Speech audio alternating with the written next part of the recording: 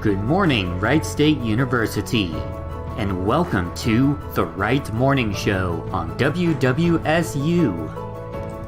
Start your day the right way with us. We will be covering current events in the news, local, national, and from Wright State. We will provide a daily dose of inspiration and positivity to lighten your day. And we will have a special feature depending on the day of the week. So grab your tea or your coffee, sit back, relax, and enjoy the Wright Morning Show.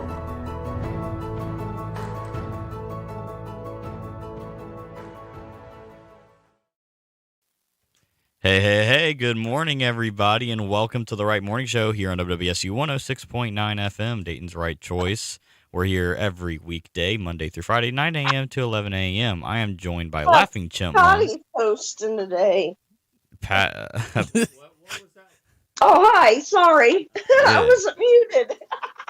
I'm joined by Patrick. I'm joined by Bailey. And myself, Scotty Kramer, guys. And Laughing Chipmunk, how y'all doing? Doing amazing. Hi, we're fine. Got a full house today. It's tonight for me. Today, this morning.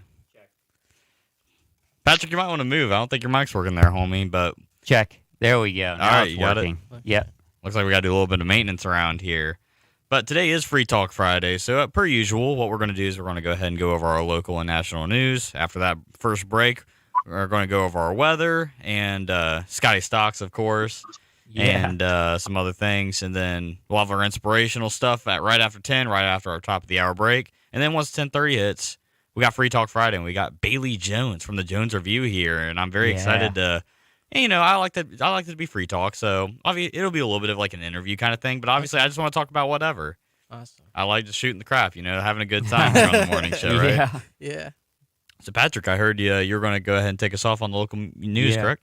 Go on ahead. I'll get you started on today's local news. So first off, from WYSO, a federal EPA investigation has opened up on a controversial biowaste facility in Fairborn.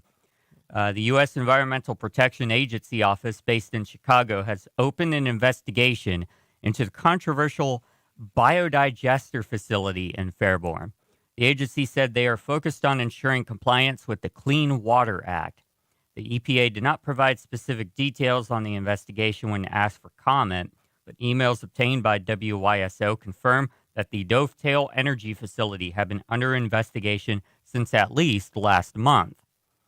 The Weather Enforcement and Compliance Assurance Branch in EPA Region 5 has been in correspondence with the Ohio Environmental Protection Agency to discuss the compliance status of the Emerald Bioenergy Dovetail Energy Facilities in Morrow and Greene counties. Molly Smith, Section 1 Chief of the Water Enforcement and Compliance Assurance Branch for Region 5, wrote in an email. What a long sentence. Yeah, right? Can you catch your breath there, Pat? Yeah. That's that. It looks like we got some investigations into some potential biowaste contamination. I know here at Wright State, we recently had a contamination. It wasn't biowaste, but there's some sort of chemical contamination. See, is like the warning and everything still going on? No, that got lifted a few days ago. Yeah, luckily. but I don't think they've taken down some of the signs, at least in the bathroom, because I think I was here on Wednesday and I still saw the signs in the bathroom. I think what they're doing is they're cautioning everybody to not use it just yet because they're waiting for all of the contaminants to get flushed out of the system. Oh yeah, that makes sense. Let's Wait, quick question. Yo, what's up? So you're not able to use the restrooms here? No. It's just you just can't consume the water. That's why we got distilled water out there in the lobby for the hot chocolate and stuff. Gotcha. It's just so you don't drink it. You can still use the restrooms and everything. Don't worry, Bailey. Okay. In other news, Windows 10 wants me to install an update, so I clicked Remind Me Tomorrow. From WHIO, Carolyn Park is dedicating a former Montgomery County Fairgrounds barn as a new exhibit. Caroline Historical Park is dedicating Montgomery County Fairborn's Barn 17, which will become the latest exhibit at the park. The building is over 160 years old and has history associated with the former fairgrounds on South Main Street. Included in the exhibit will be stories of the agricultural past, famous visitors to the fairgrounds, including Franklin Roosevelt and the Wright brothers. And also included will be exhibits on air shows and the University of Dayton basketball games. I don't know. University of Dayton basketball was 160 years old. No, I'm just kidding. The historic barn was disassembled after the fairgrounds moved to Jefferson Township several years ago and has been rebuilt at Carolyn Park over the last 2 years. That's you can read more at WHIO. Pretty cool. Might have to visit because you know how I am with basketball. Yeah. From the Fairborn Daily Herald, Wright-Patterson Air Force Base virtual job fair is targeting cybersecurity intel. Wright-Patterson will host a virtual hiring fair in cooperation with the Transition Careers from 11 a.m. to 2 p.m. on Wednesday, June the 30th. Employers will be targeting job seekers with security clearances for employment at Wright-Patterson Air Force Base Dayton and across the United States. The fair is supported by the Ohio National Guard Employment Enhancement Program, and it's open to active duty and reserve military, National Guard, military retirees, and civilians with experience in defense, aerospace, engineering, IT, cyber, and intelligence. So there you go, Laughing Chipmunk. Try and get Rich to apply for this. I don't know if she heard me. Oh, hold on. I was muted. Oh. Actually, he's quite happy over here where he's at, so I highly doubt he'll apply over there. You could get out of the druggy zone, as we call it. Yeah, true, but, I don't know. All right. So, I'll pass the word. yeah. Active or current security clearance used within 24 months issued by the federal government is required to participate. Job seekers must pre-register and submit their resume online. From WHIO, Dayton Community Blood Center holds the Be the Goat blood drive today. I know considering COVID, blood supplies have been very low. So if you could get out there and donate, now would be a really good time. So the CBC says they're depending on donors to be the greatest of all time by donating during the still COVID-impacted summer. The event will be held at the Community Blood Center on South Main Street from 7 a.m. to 4 p.m. today. So it's ongoing right now until 4 p.m. All who register to donate blood will be given a $10 Kroger gift card and a Blood Donors Are the GOAT Greatest of All Time t-shirt. Walk-ins are accepted and appointments are encouraged. If you want, you could schedule an appointment at donortime.com or call 937-461-3220. So get out there and be the GOAT, donate some blood. I just find it funny how they always have to say greatest of all time after they say GOAT, just for all these boomers who don't know what GOAT means. For the longest time, I didn't know what GOAT is. Yeah, me neither. Pat, you're an old man. Let's be honest. I'm not a boomer, though. You're not a boomer. But you got some age on you compared to me, at least. I don't know. Yeah. It's like slang to me. So, but hey, get yourself a free T-shirt and some cookies, of course. Yeah, like they me some usually sell, cookies.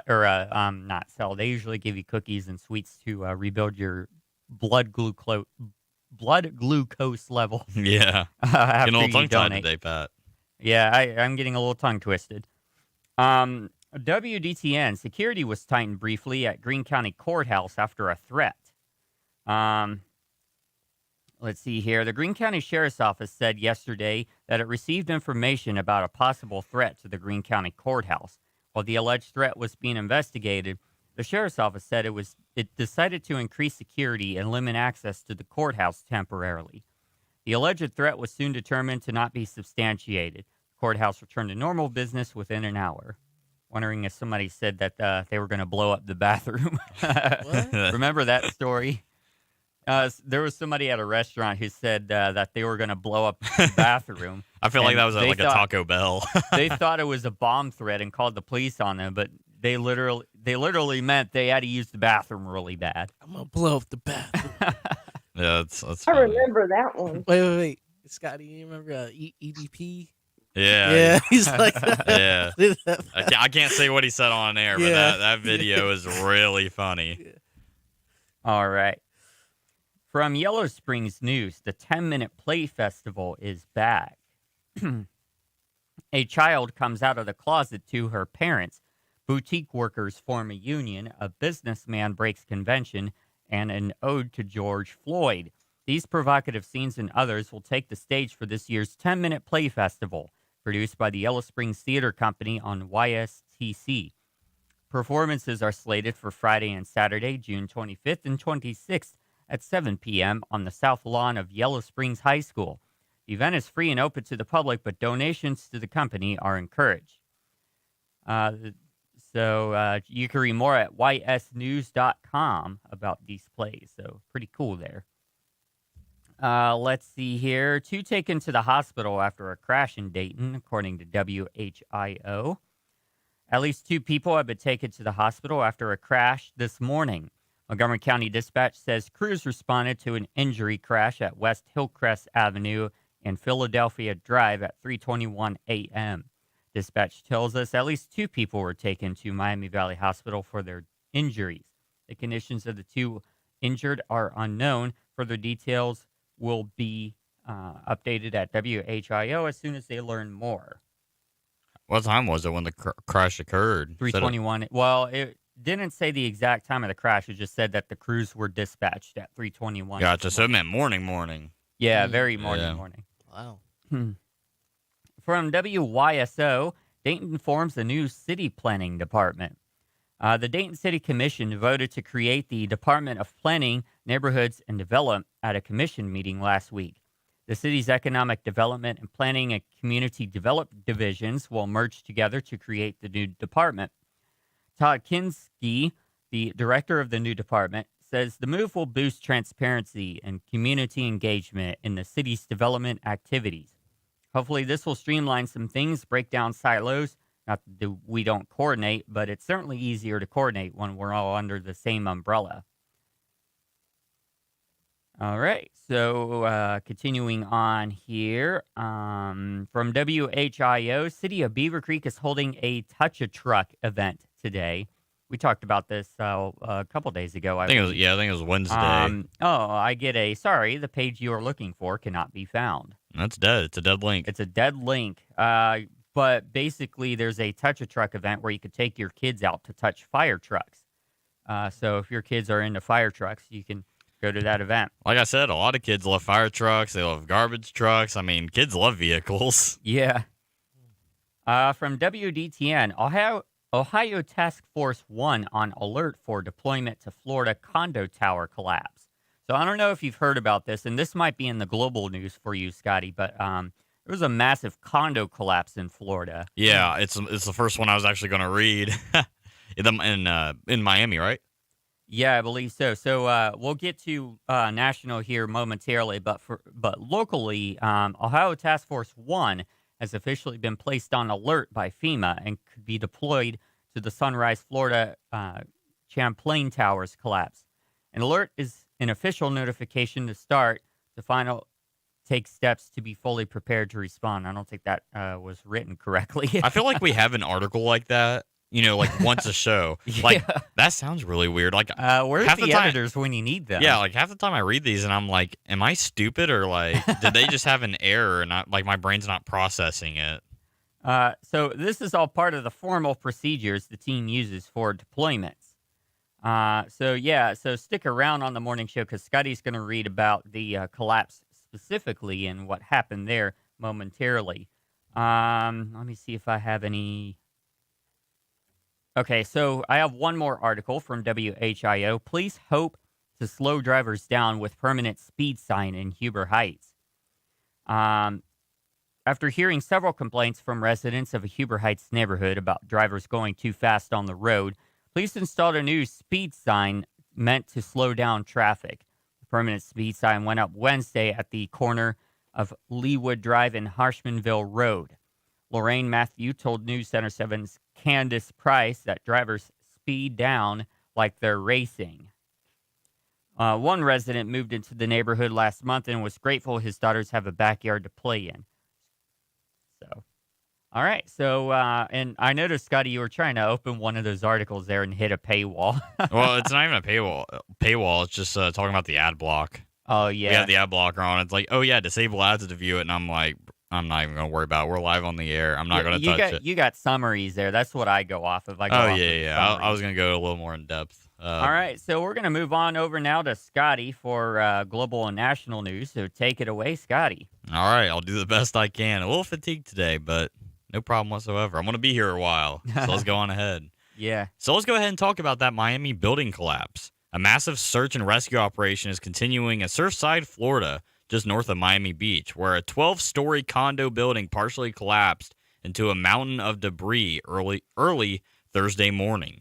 At least one person is dead and 99 more are still unaccounted for. Wow. Yeah, that's crazy. The cause of the collapse is unknown. Surveillance video shows the building's lower floor buckling before the structure panicked in on itself, suggesting a possible failure with the concrete columns, according to engineers. That's what I'm thinking. I was thinking it was some sort of structural collapse. I don't know if you probably don't remember this because this was several years ago, but there was a hotel, I believe on the Las Vegas Strip that collapsed due to structural failure. I was probably a little young, Pat. Yeah.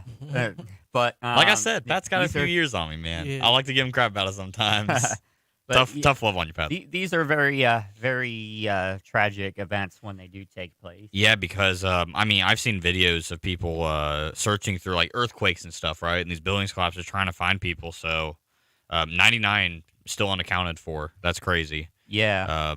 So I know that one person's dead. So thoughts and prayers out to the families who were struck by this. You know, when I read this at first, I was thinking a possible sinkhole. But when I saw like I saw a condo at first rather than the actual like building when I was reading it. So I thought, oh, maybe it was like a sinkhole or something, right? Yeah, because we talked about a sinkhole that swallowed a barn, I believe, and 2 dogs. Yeah. Which is crazy. We talked about that the other day, right? Like Yeah. Wednesday. Yeah, so there's a lot of sinkholes that are forming lately, and I think from what people are saying, it's because we're taking all of the groundwater out of the ground, Yeah. and the ground's collapsing in on itself. I saw because of this that. video on like Instagram where some person parked their car just like, you know, in a parking lot, right?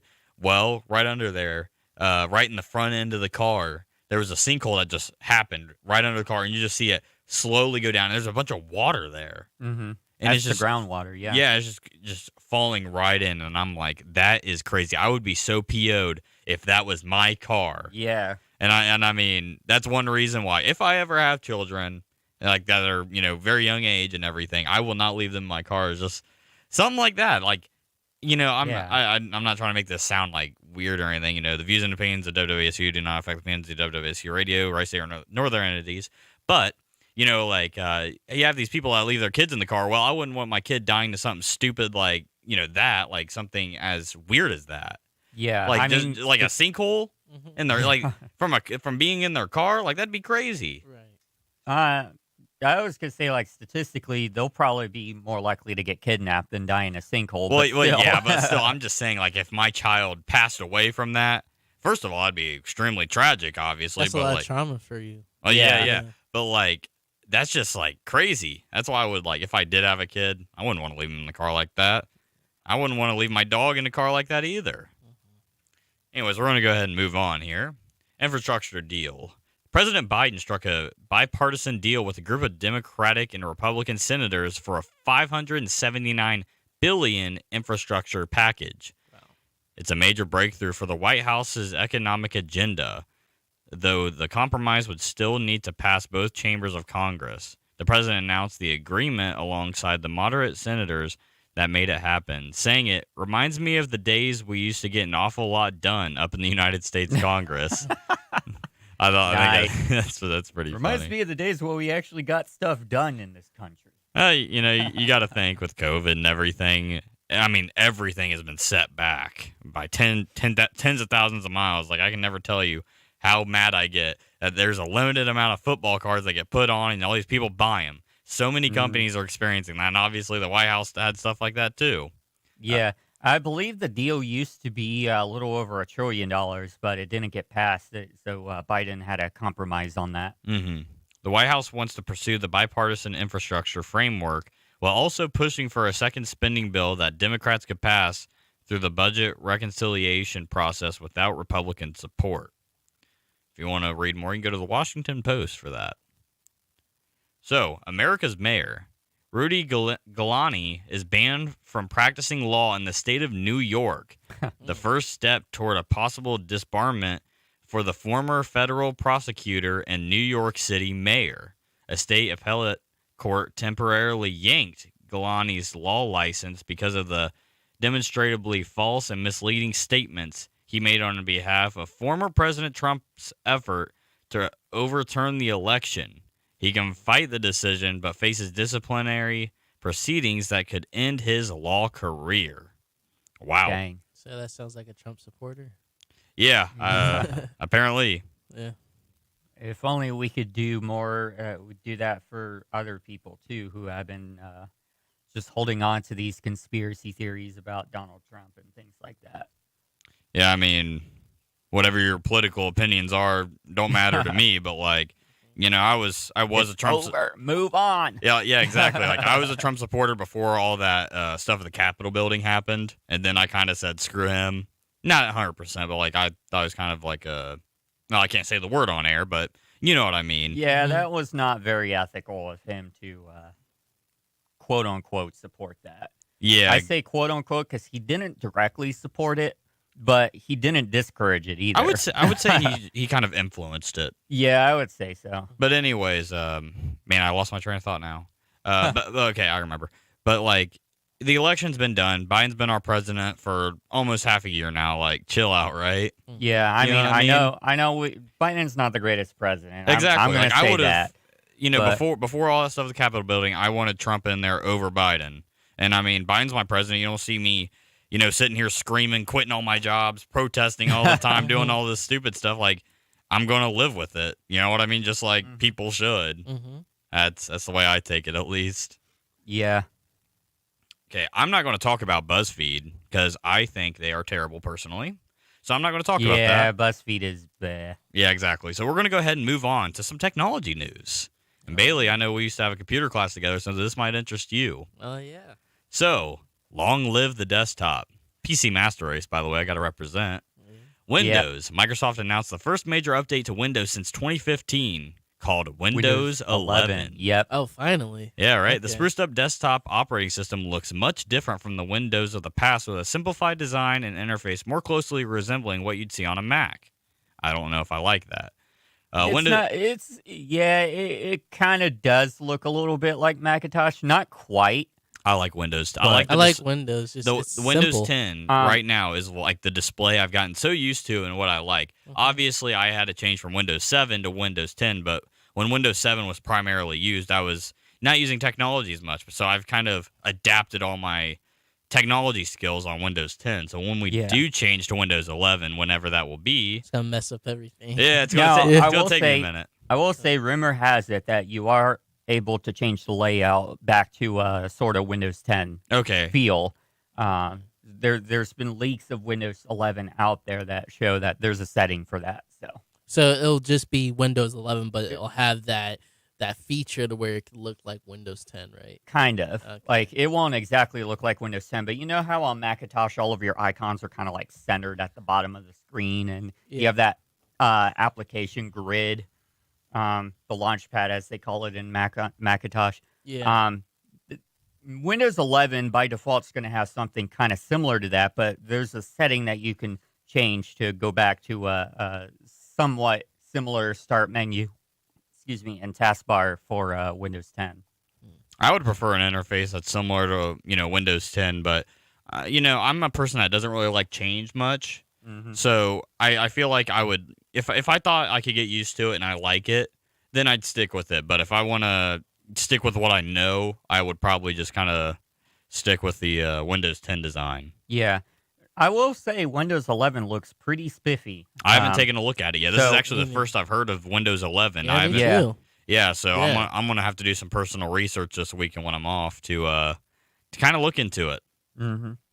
So we're going to go ahead and go to Instagram here. Instagram is testing the ability for users to post directly from their desktop browsers. The first time Instagram has ever allowed posting from outside the app, and a sign it may be trying to drive traffic to its famously non-functional website.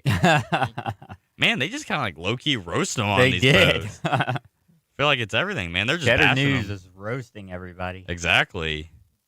The pilot comes after the Facebook-owned service confirmed it was tinkering with the algorithm by starting it to place suggested posts interspersed throughout the main feed for the first time. And, I'm surprised this didn't happen sooner, ever since Facebook bought Instagram.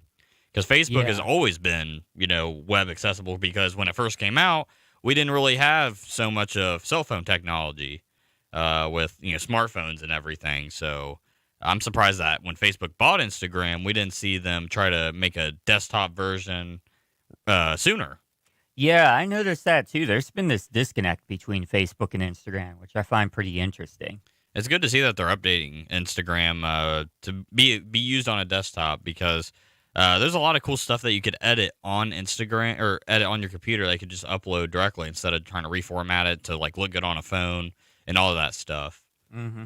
But I don't know how many people would use the desktop version, but it would give more users that don't have iPhone, or don't have cell phones, smartphones, or maybe if they just don't have good cameras, it gives them an option to have more accessibility, if you will, through the desktop, which is nice. They are saying that more people use mobile than desktop, but I don't know.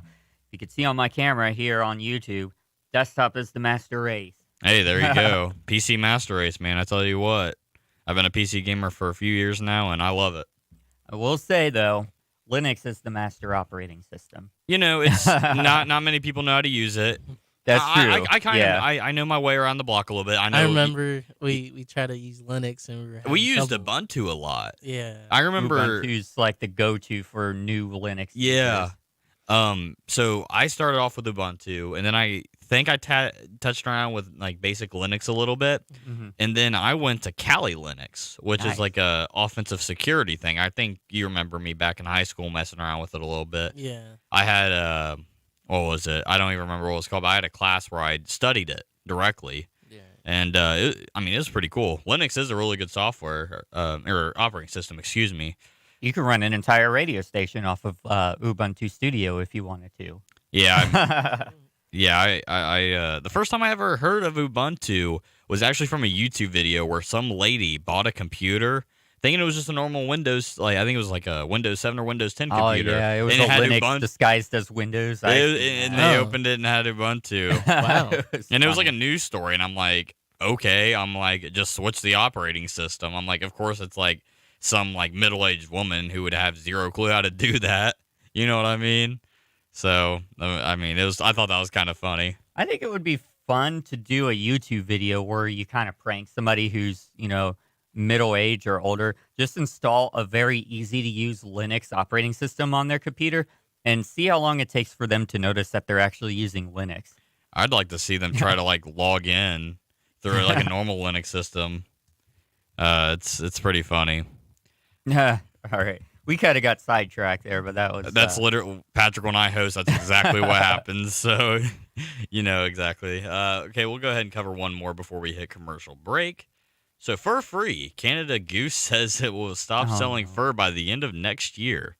The maker of high-end parkas will stop buying the coyote fur that it uses to insulate the hoods of its pricey down-stuffed coats, become the latest luxury brand to drop fur of exotic animal skins. Burberry, Prada, and Nordstrom have also committed to going fur-free in recent years. Do you think it's more of like a kind of like an animal activist thing that kind of made them stop that?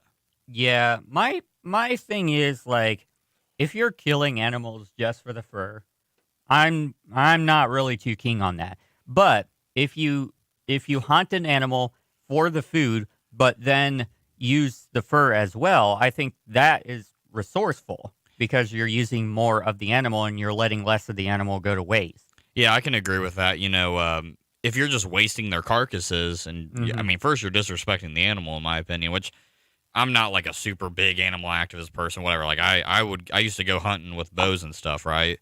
But You skin the animal, you use it for your own products, and you could send the meat, and stuff to these places. You could donate it. I don't know. There's a lot you could do with it, but I feel like some of these companies, they might just not want to go through all that process and extra money. I don't really know. Yeah. Okay, we're going to go ahead and take our first commercial break here of the morning. When we come back, we're going to do some local news and then some Wright State news and then a little bit of freeform discussion. Make sure you keep it locked here on WWSU 106.9 FM for the Wright Morning Show.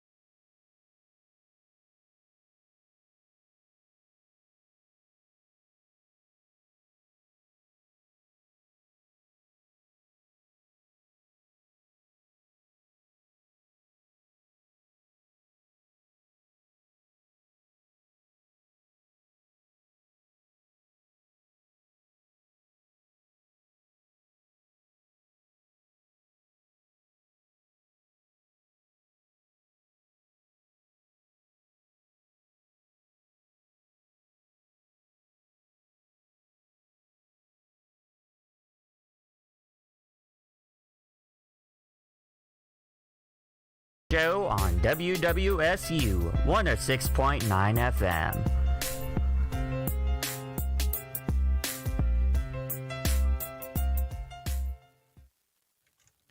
Welcome back to the Wright Morning Show here on WWSU 106.9 FM, Dayton's right choice.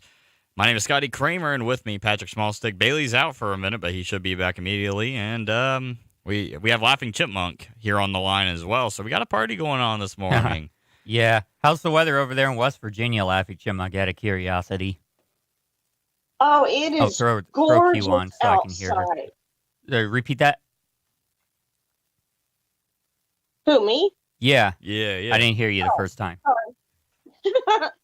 It's gorgeous. The sun is out, and I don't know what temperature it is offhand because I'm like trying to do my dishes here. But I got all the curtains and blinds open, and it's just really pretty outside. Nice. I think it's going to be a really nice day today. Not for us, though. Scotty, take it away for us. Yeah, so according to, what do you have on DJ? Tomorrow.io. Yeah, that's right. Tomorrow.io. I always forget that. Right now it's cloudy. And it's about 73 degrees out. Later in the day, around 6 p.m., it's expected to have some heavy rain. It's going to be 69 degrees around the time. Thunderstorms around 7 p.m. 8 p.m. have some rain. Light rain at 9. I think we're going to have a high of about 86 in the area and a low of 69, if I'm not mistaken. Let me go ahead and look at some more stats here. The wind gust is 20 miles per hour, too. It's a little breezy out there this morning. It was. I got off work this morning over in Preble County, and I walked outside, and I'm like, man, I can tell it's about to storm, but it didn't rain on my way here. I don't think, at least. Yeah, so the rain is currently in Indiana right now, and it's slowly moving this way, and it should hit us by about afternoon or evening. Yeah, hopefully the evening. I don't like driving in the rain. Yeah, it's a little uncertain when exactly it's going to hit just yet, but they're saying between 2 and 5 p.m. right now. Alrighty, so for your 5-day forecast, according to the National Weather Service, today, 30 to 70% chance of rain, chance of showers, and more likely with a high of 82 degrees Fahrenheit. Tonight, chance of showers at 30% with a low of 71 degrees Fahrenheit. I tell you what, I could not be a weatherman. I don't like I'm not good at reading the weather, apparently. Tomorrow, partly sunny with a high of 88. Make sure you throw on your Hawaiian shirts. It's going to be a little warm tomorrow. Oh, it's going to get even warmer later in the week. Yeah, right? Just you wait. Oh, yeah, I'm looking at it right now. Saturday night, mostly clear with a low of 71 degrees Fahrenheit. Sunday, sunny, then a chance of thunderstorms. That chance is a 30% chance with a high of 91. Mm-hmm. Going to be a little warm. It's feeling like summer. Exactly. Sunday night, about 30% chance of thunderstorms with a low of 72 degrees Fahrenheit. Monday, chance of showers, and then chance of thunderstorms with a high of 90. Monday night, 30% chance of thunderstorms with a low of 71 degrees. And then Tuesday, 40 to 70% chance of showers, and then it's going to be 90 degrees as well for the high. Going to be a little bit warm, going to be a little rainy, so expect it to be a little humid out there. Yeah. So that's it for the weather for now. So, Pat, go ahead and take it away with some Wright State news. All right, so here's the latest Wings announcements for you. We got Master of Public Health virtual open house. With the entire world affected by a pandemic, public health is on everyone's mind. The public health field benefits the lives of people in every walk of life, and we invite you to discover whether this exciting career field might be right for you. Register for the following open houses and find out how we can advance your career in public health. July 6th, Public Health Leadership, noon to 12:30 p.m. And for more information, you can contact Camille Edwards, I believe, if I'm reading that correctly. There's a registration link on your Wings. There's the freshman outdoor orientation trip, calling all freshmen and sophomores. Join us as we hike on the Appalachian Trail from August 11th to August 18th. It is open to incoming freshmen as well as sophomores who missed out on a classic Intro to College in 2020. The cost includes transportation, trip leaders, equipment, permit fees, camping fees, and all meals are provided on location. You can register from your Wings account. Do you think engineering isn't for you? This class will change your mind. ISE 1110, Introduction to Engineering Science Applications for All.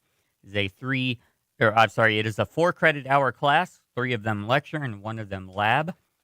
You can register, I guess, from your Wings Express account. To accommodate the fiscal year-end reconciliation, the following systems will be unavailable from 6 p.m. on Wednesday, June 30th until 1 a.m. on Thursday, July 1st. Wings Express, Banner Admin, Parking Services, Wright One Card Services, Wright Buy, Payments in Salesforce, Student Onboarding in Salesforce, and all online payments. Become a disease detective next year. Are you curious about how new infectious diseases are tracked and investigated? Wright State University Disease Detectives course highlights the history of epidemiological concepts, discusses how current investigative tactics, and prepares you for a future in public health. Look for the class PPH 2200. Class size is limited. That's what I got. I just want to go ahead, and I opened up Robinhood while you're going over Wings news, and just the market opened 13 minutes ago, and I've already lost 5%. Oh, Man. God. It dropped like so much. Now it's almost up to 5%. Yeah. Okay, now it's starting to go back up a tad bit, but still, man, BlackBerry is not looking so hot at the moment. But it's cool. I already know it's going to go back up. You have the up and down days. Starting off a little low. I know they had a few deals there. They got I don't remember exactly what happened with BlackBerry, but I was reading it last night, and it was expected to have a drop this morning. I have almost $300 into BlackBerry now. I threw another $100 into BlackBerry yesterday since we got paid at my other job. So I'm expecting BlackBerry to shoot up. I'm still waiting. It's a long-term investment, and I can't wait till I keep putting money into it and I get a pretty big return because I know it's going to happen. I just wanted to say that. Yeah. I'm excited for you, Scotty. Nice. Yeah, man. I don't know if you listen to the morning show too much, Bailey, but I talk about stocks all the time, and I've been starting to invest in it. And I've lost some money, but I know it's about the process. I know I'm going to shoot up with some profit here soon. So, I got nothing else on my end. How about we hop into some freeform discussion? I'm trying to pull up Wright State News. Oh, I from thought the you said Guardian that's all you had already. No, that's from the Wings. Yeah. I thought I was like, man, that was quick. Yeah. I'm like, it's 9:46, and we came back 5 minutes late. Yeah, I'm having a little bit of technical issues on my end right now. Scotty, can you do me a favor and go in DJ controls and pull up WSU Guardian? There should be a tab for it, and it opens up at your other screen. There you go. See if we got any latest articles from the Guardian that were posted either yesterday or today. Yeah, meet Dr. Chansey, new vice president for inclusive excellence. Nice. I gotta say, it opened it up in Microsoft Edge, and I'm not happy about that. Edge is a little bit better than Internet Explorer. I'll give it that. But it's still it's Internet Explorer 2.0. Let's be honest. Well, 3.0 because superior. now they're running under the Chromium, the same engine that runs Chrome now. Oh, okay. I didn't know that. Yeah, so it's much better than it used to be. Gotcha. So I'm going to go ahead and read this. Meet Dr. Chansey, new vice president for inclusive excellence. Appointed as Wright State University vice president for inclusive excellence, Dr. Matthew Cheney hopes to unite diversity efforts on campus. It's Cheney, not Chansey. My brain's not working, man. I read it twice too. It's all right, Scotty. The new It's position. the morning. Yeah, right. Mm-hmm. The new position, the new division of inclusive excellence, and by extension, Dr. Cheney oversees all diversity and inclusion affairs on campus, including the cultural and identity centers. The new office stems from the university's goal of uniting the centers and fostering a culturally competent environment on campus. Cheney replaces the former chief diversity officer, Lindsay Miller, who left the university in June of 2020. Experience. Cheney received his doctorate in education and holds over 25 years of experience in diversity and inclusion work, most recently serving as the director of multicultural student services at Ferris State University. In addition to his leadership and inclusive experience, the new vice president also possesses empathy for issues of racism and social justice.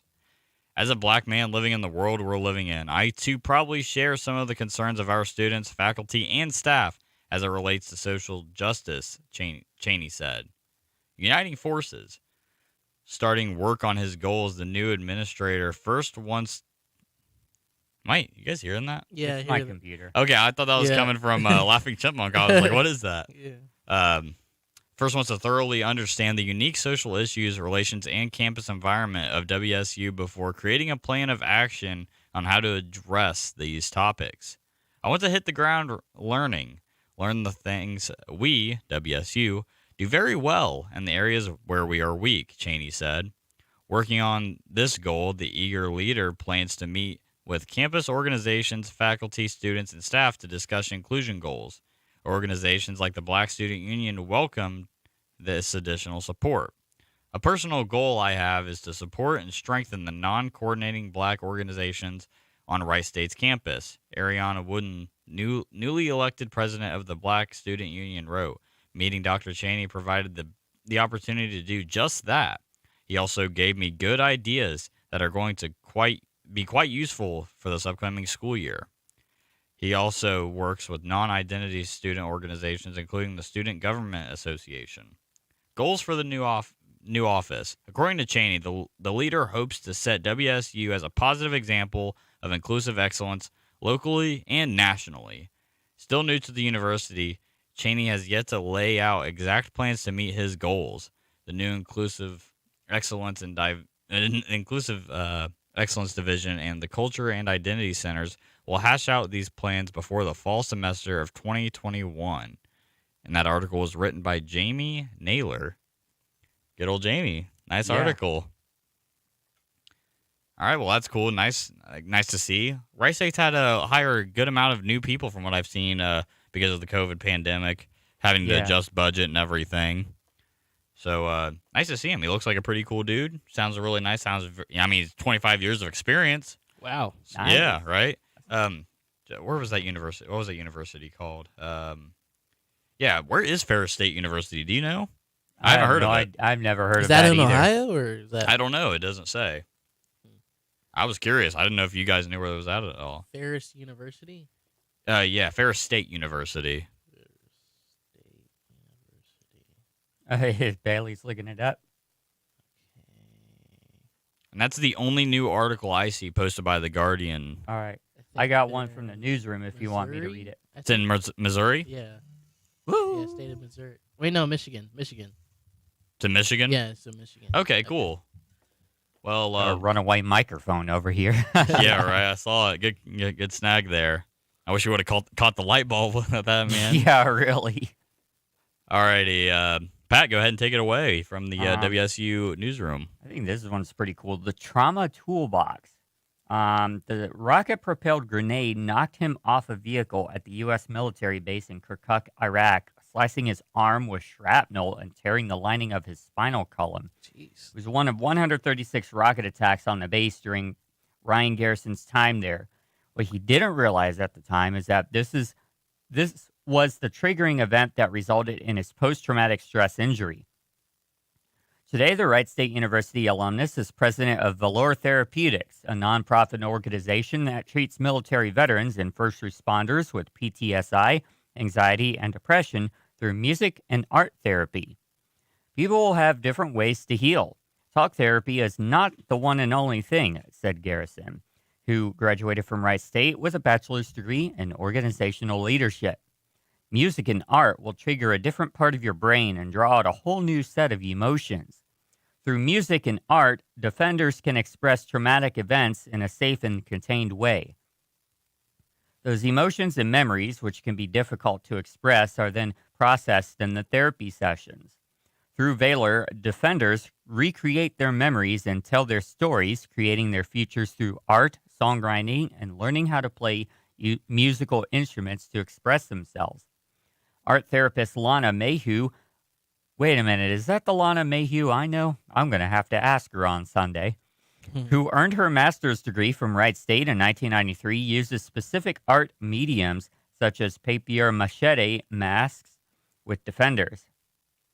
Defenders will paint what they show the world on the outside of the masks, said Garrison. Defenders will paint what is hidden from the world on the inside of the mask. The outside of Garrison's mask, for example, displays religious and patriotic symbols, and on the inside is the word anxiety in yellow, depression in black, and trauma in red. So you can read more about this at webapp2.wright.edu. It's a pretty long article, so I'm just going to cover that. So, Scotty, take it away with Freeform. I don't really have any freeform topics, so I thought you did. No. I got everything latest? saved up for Free Talk Friday. What's the latest with the stock market? I'll go ahead and read off my stock report. Like I Do said, that while I pull up my list of topics here. Yeah. I came in a little unprepared this morning, all right. apparently. But anyways, like I said, BlackBerry's hopping down a little bit, as expected. It's down about 4.26%. Obviously, it's going to go up and down. It's going to fluctuate a little bit here and there. Currently valued at $12.13. Not one that not a stock that a lot of people look at, but I'm telling you what, there's a lot of stuff going on with that company. I think it's going to blow up. Obviously, like I always say, don't listen to a stupid college kid like myself. But hey, you're just fine, Scotty. You're very informative. So I try to do a little bit of research here and there. Usually during some of my breaks at Walmart, I try to go through Reddit and look through a few things. But I also try to look at a lot of the news on Robinhood and just a lot of stuff I can research. Ares Capital, the one Harmony recommended, it's up about 0.3% today. Currently valued at $19.48 per share. Snapchat's been going up a little bit recently. It was valued at about $63 earlier this week, and now it's dropped about $67.22 per share. So it's up almost 7%. So if you got a lot of Snap stock, got a little bit of a jump. Apple's sitting at about $133. Tesla's at $683 right now. Experienced a tiny bit of a dip right now. Tesla was in a bit of a dip earlier this month at about $572.84 and shot back up to $683 later this month. So big jump over there in Tesla. Facebook at $341, Microsoft at $265. Disney hopping down a little bit, $175 right now on the market. Of course, the market just opens up at 9:30, so it just opened up 25 minutes ago. Bitcoin currently it's on a little bit of a downstroke here, down at about $33,000, going down about 2K so far today. So it's hopping down a little bit. Let me go ahead and look. I want to look at Doge. Doge has experienced quite a bit of a loss recently. I was stupid. I invested at 70 cents thinking that when Elon Musk talked about it, it was going to go up to $1, but it did the complete opposite. So I lost some money there, but I didn't throw a bunch of money. You learn, you lose, right? So it's currently valued at about 25 cents earlier this week. I believe it was about June 22nd. It went down to 15 cents. And it ended up having a high of the end of the week at about 28 cents per coin. It's currently sitting at 25. Nothing else is poking out at me at the moment. And obviously next week, when we come back on Monday, I should have some more updates on what I find. So, Pat, for the next couple of minutes here, what you got? Let's get a little political here for a second. In light of the pandemic, what are some ways we need to improve the U.S. healthcare system? Oh, gosh, Pat. I hate talking about politics on air, but let me think. I mean, I think the way that they dispersed the vaccine and everything, right, they did it in a pretty decent way.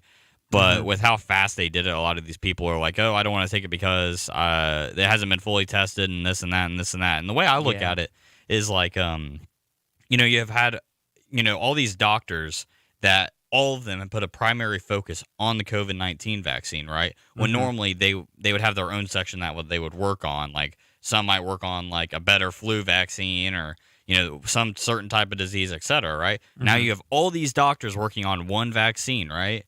Yeah. I expect it to work, right? Because you have I would say this is just a random number that I'm thinking of, right?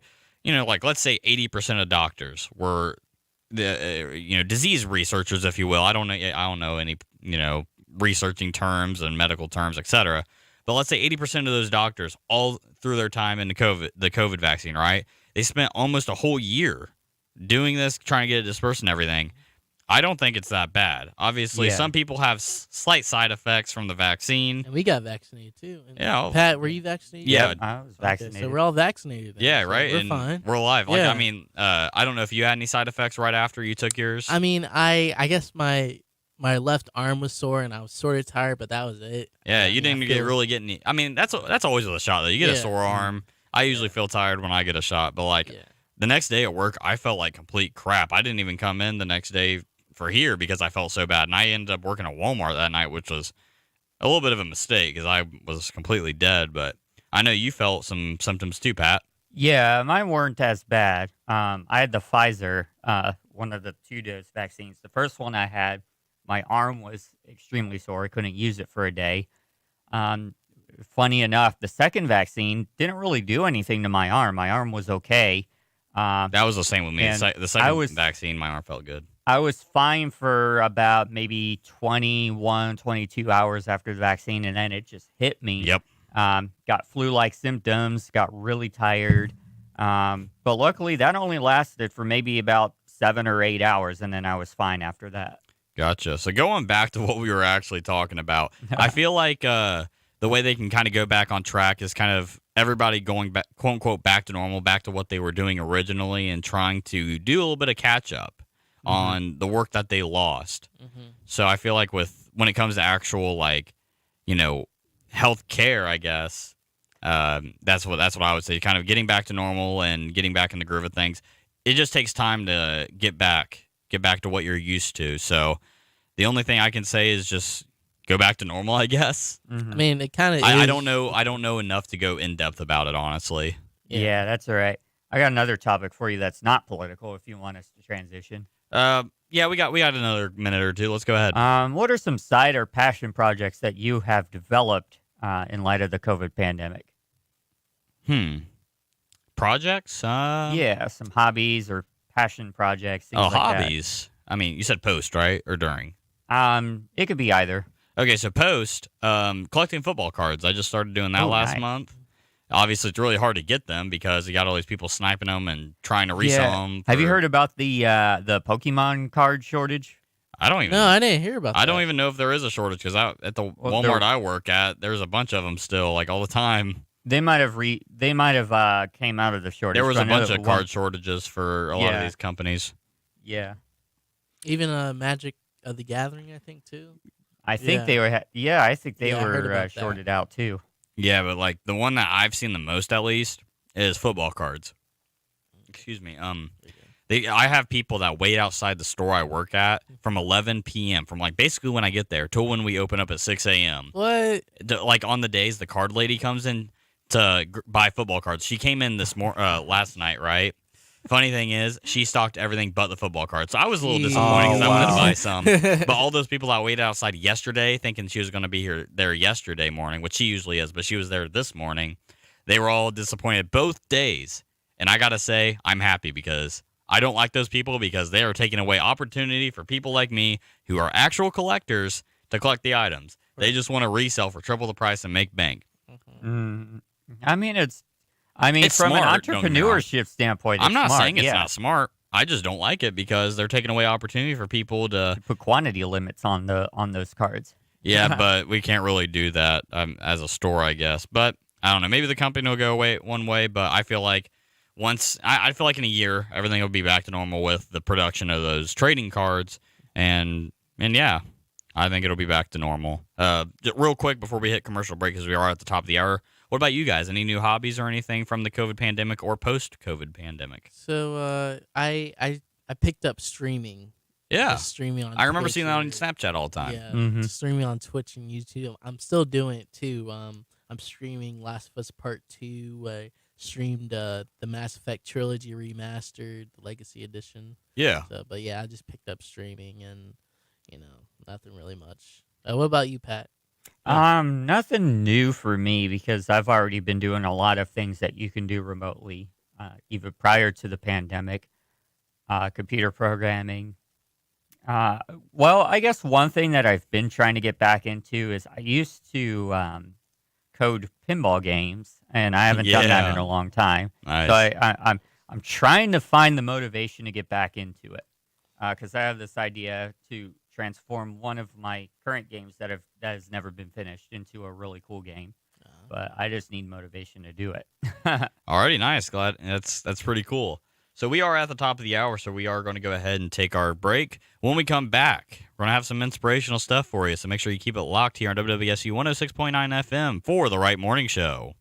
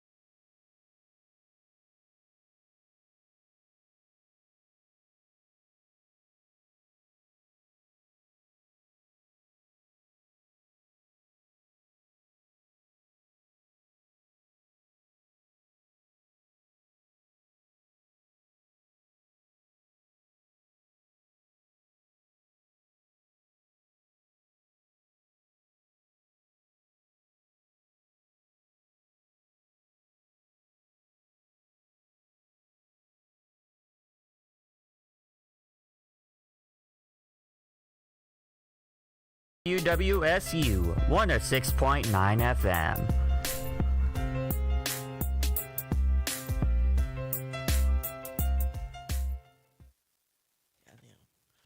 Welcome back to the Wright Morning Show here on WWSU 106.9 FM. Dayton's Right Choice. Thank you for joining us here on the Wright Morning Show every weekday, 9 to 11 a.m.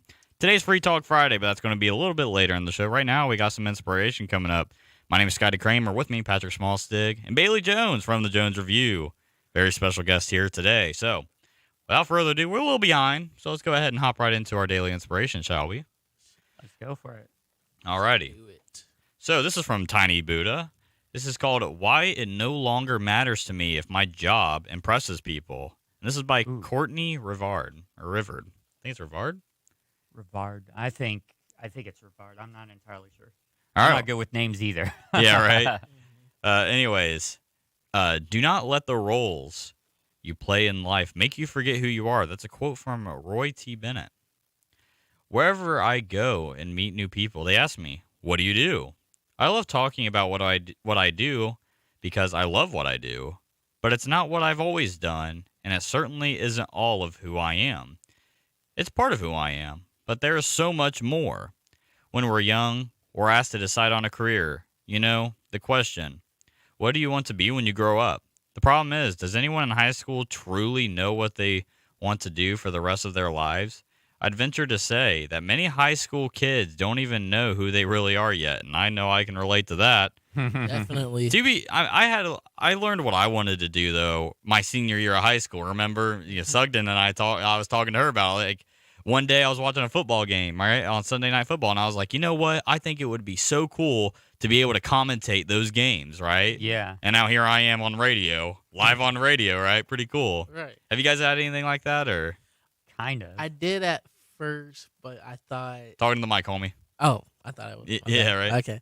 I did at first, but it seemed like it was just a dream, not something that I could Yeah. accomplish at. But here I am, trying to get there. But I think it's just something that, if you have a dream, you should pursue it no matter what and not give up on it. That's exactly what I'm doing, and I know you're doing the same thing, homie. We all are working as I would say, working for the weekend, but we're working for a pretty far weekend. Right. Yeah. Going back to the article, when we're young, we asked to decide on a career. You know the question? Yeah, I already read that. When I was growing up, I was a straight A student, a star athlete, a perfectionist, and an overachiever. I learned at a young age that performing well was my ticket to feeling good about myself. My accomplishments garnered the praise and admiration of many and gave me what I needed to feel good. Validation. As a senior in high school, it was natural that I chose to go to college for aerospace engineering. I was interested in aviation, but more importantly, when I told other people what I had decided on, they nodded their heads in approval. A smart girl should choose a smart career, right? Validation and approval drove me forward. When I got out of college with a BS in aerospace engineering from the University of Minnesota, I went to work for the Boeing company in Seattle, Washington. Rep Seahawks, by the way. I didn't love it. Part of it may have been homesickness or the dreary Seattle weather, but a huge part of it was that corporate cubicle life was not for me. I thought there was something wrong with me. After all, I had worked so hard to reach this point in my life. I should love it, right? Hadn't I finally arrived? I struggled with it so much because on one hand, I dreaded going to work. On the other hand, when I told people what I did for a living, they leaned in and listened a little harder. Even my own father was proud to talk about my engineering career and the fact that I worked for one of the top aerospace companies in the world. But I've since moved to less impressive pursuits. He has never once asked me about those endeavors. My career looked awesome and interesting and impressive on paper, but I was quietly dying inside. My husband and I ended up moving all the way across the country to Savannah, Georgia, where I worked for another top aerospace company, Gulfstream Aerospace. I didn't feel any different about my position there until I transferred into a group called Sales Engineering. In this area, I was able to interact and collaborate with sales and marketing to create the technical data they would use to pitch Gulfstream's fleet to potential customers. I enjoyed the challenge, but I really enjoyed the collaboration with other people that weren't buried in their computers all day. It was here that I first got a glimpse that I loved connecting with other people. When my first child was born, I left the aerospace industry. We had just moved cross country again to Los Angeles, and it made more sense for me to be a full-time mom since I wasn't the family breadwinner and we didn't absolutely need a second income. Plus, I wasn't enamored with the whole engineering gig either. So in a sense, it was a way out. Quitting the career that I didn't love was, on one hand, so freeing, but on the other hand, without that thick layer of validation that kept getting piled on every time someone asked me, "What do you do for a living?" I felt naked. I felt inferior. I felt like I was a failure who couldn't hack it in the real world. So, have you guys ever had a job where it's like either like looked at as a good job or like a lifelong job or just something that paid well, and you just kind of decided, hey, I don't want to do it anymore because I'm not truly happy?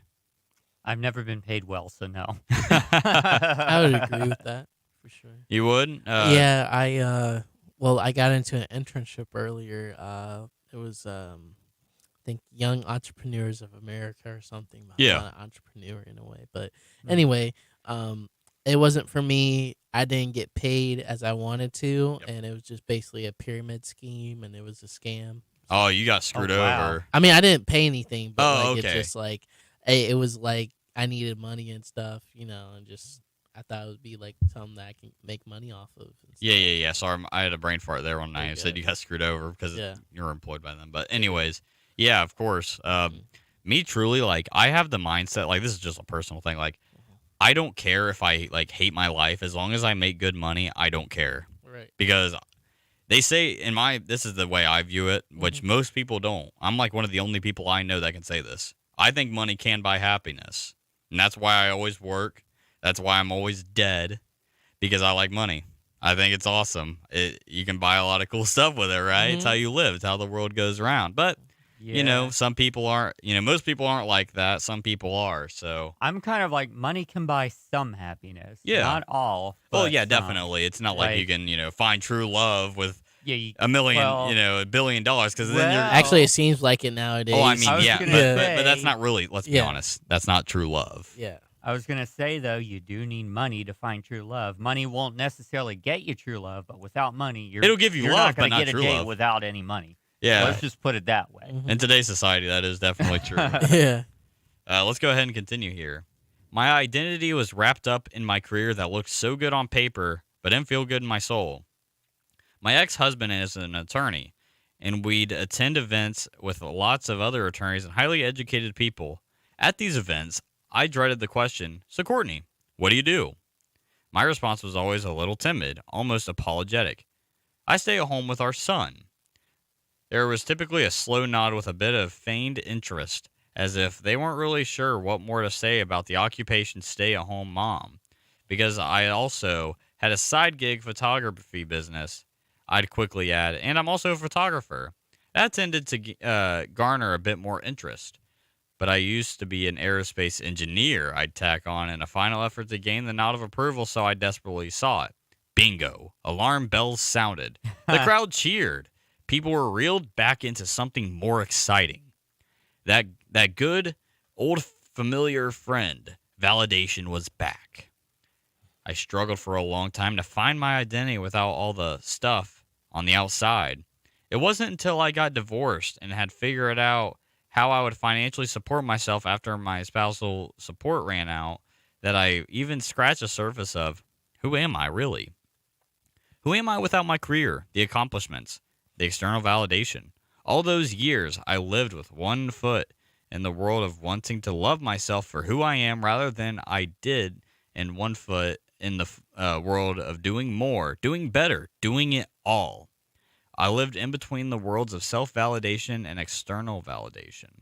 I knew I wanted the former, yet I craved the latter. In doing the work of figuring out who I really am, learning to love myself fully, and being able to validate myself without any help from the outside, I realized that I was asking myself the wrong questions all along. As a society, we ask the wrong questions. Instead of asking our kids, "What do you want to be when you grow up?" I think we should be asking them, "Who do you want to be?" I asked my 11-year-old daughter this, and she looked up in her quizzical, "Mom, why are you asking me such a weird question way?" and said, I just want to be me. Yes. I mean, do you agree with her on that? Who like But what? who is me? I mean, I'm I asking a think- philosophical question. yeah, here. I understood that. No, I mean, how do you guys feel about that? Do you agree, or do you kind of just feel like how do you feel? I feel that if you know who you are, you should find out what makes you you. Like What makes how you unique, right? Yeah, Yeah. what makes you unique as a person and how you develop yourself over the years. Because I know that, in my opinion, like when I was younger and stuff, I didn't know what I wanted to do. I didn't know how to do certain things. Yeah. But you have family and friends that teach you things that you know that you develop yourself over the years and you change. Kind of mold you, right? Yeah. Mold you into a full human, if you Yeah. will, right? Yeah. If To you an know what I adult. mean. Does that make sense though? Yeah, no, Yeah. I definitely see what you're Yeah. doing. What about you, Pat? Because I'm pretty much the same way as you are, Bailey. Yeah.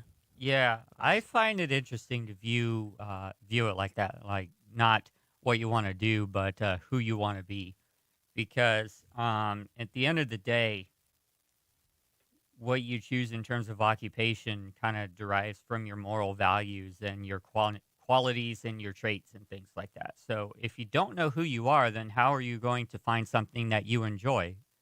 Because you don't know what you enjoy. Yeah, that is true. I like that as well. That's a good way to put it, Pat. So we're gonna go ahead and finish up this article real quick. Shouldn't we all just want to be who we are instead of pursuing goals that are impressive because they bring us accolades and attention?